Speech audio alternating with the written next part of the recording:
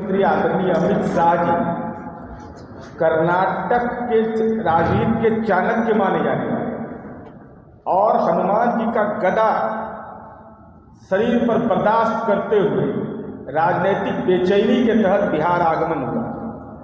जब यहाँ विपक्षी पार्टियों की बैठक हुई उसके बाद आज उनका यहाँ पर दौरा हुआ और आज एकादशी दिन था और राहु काल शुरू हो गया था 2:07 से। राहु काल में इनका भाषण शुरू हुआ, 4:56 तक राहु काल था और आज से लेके 23 नवंबर तक 2023 तक चतुर्मासा है। ये सनातन धर्मी है, इन लोगों को बताना बहुत जरूरी है। चातुर्मास में यह कहा जाता है कि पर निंदा नहीं करना चाहिए। जो पर निंदा करता है वह महापाप करता है और आज माननीय अमित शाह जी ने ही काम किया। इतनी पार देश का गृह मंत्री भाषाई रूप से लंपट हो गया है।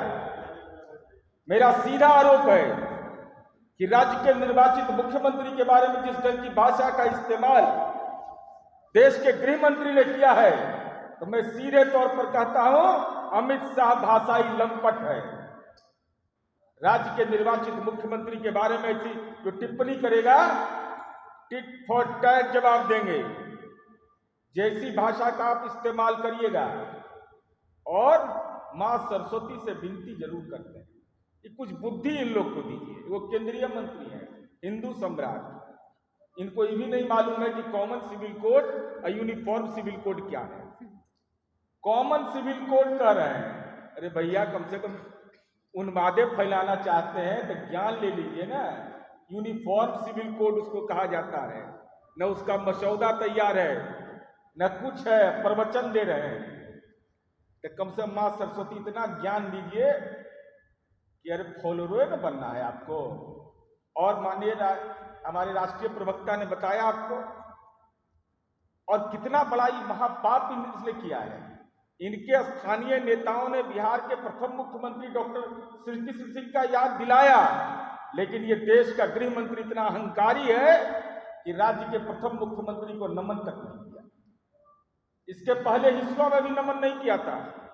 आज वहां श्री बाबू का क्षेत्र था, वहां भी उनको नमन नहीं करना मंजूर किया, क्योंकि अहंकार चरम सीमा पर है। और हम यह जानना चाहते हैं, जांबाज नौजवान बोल रहे थे, लज्जा नहीं लगता है अमित शाह?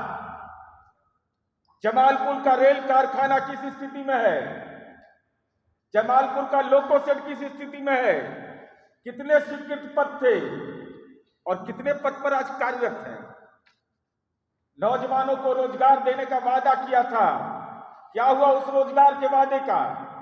रोजगार के वादे के तहत आपने यही काम किया ना कि आपने electric loco set, memo set और टावर कार, जो हमारा प्राचीन विरासत था बिहार हिंदुस्तान, आजाद हिंदुस्तान का, वो समाप्ति के कगार पर है।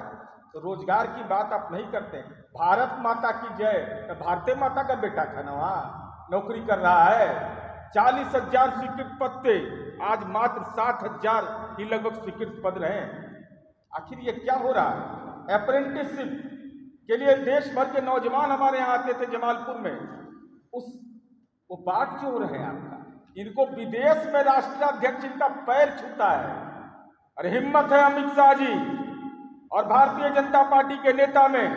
तो 2013 में जो 6 कार्यकर्ता आपके मारे गए थे, वो भी आपका ऑटोग्राफ लिए थे।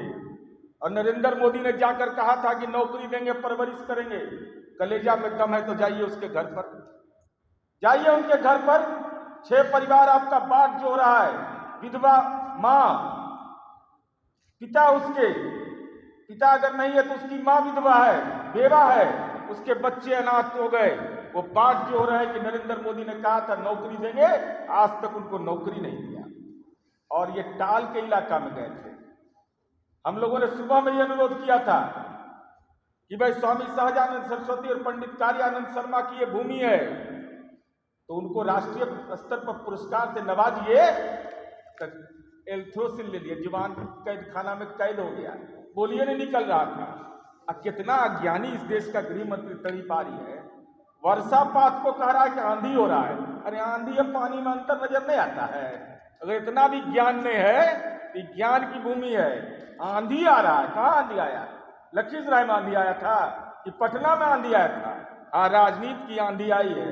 तो जिसको आंधी या वर्षा में अंतर समझ में नहीं आता है, उसको इस देश कितना समझ में आएगा, ये स्पष्ट रूप से समझने की जरूरत है। साथ ही साथ हम यह जानना चाहते हैं कि टाल का इलाका है 1 लाख हेक्टेयर से ज्यादा। आदरणीय नरेंद्र मोदी जी मोकामा गए थे, बाबा परशुराम, बाबा चौहरमल, दिनकर सबकी चर्चा किए, लेकिन टाल के इलाके के लिए 1 रुपया नहीं दिया।